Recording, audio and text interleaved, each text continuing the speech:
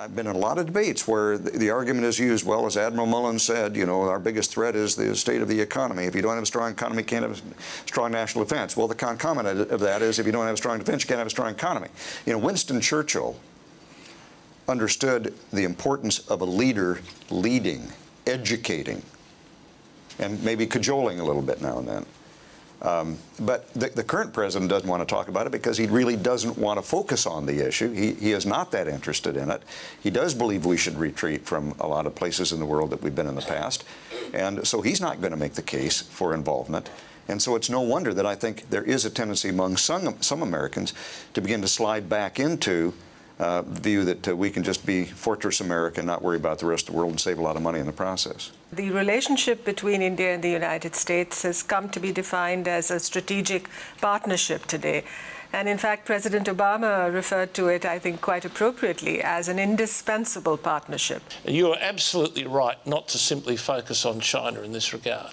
The most interesting thing that we are now witnessing globally is the simultaneous rise of a dozen major powers, rapid rise of a dozen major powers. In the Southeast Asian area in particular, there are almost no settled boundaries, almost none.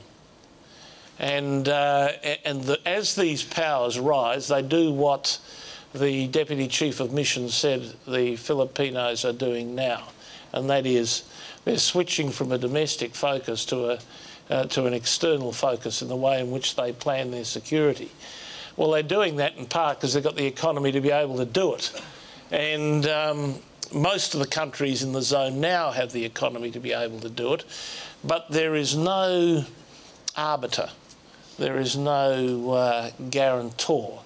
I must say my own view of things is that if the French are ready to go, we should go. That's my rule of thumb in foreign policy. We cannot take shelter under the veto of Security Council in order not to do anything.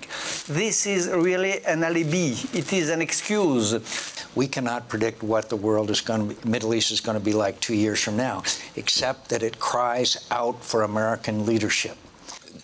Every time she says I'm her mentor, there's some old line about I was so-and-so's student, she taught me a lot. I'm sorry, I was so-and-so's teacher, she taught me a lot. And that's the way I feel about Kelly.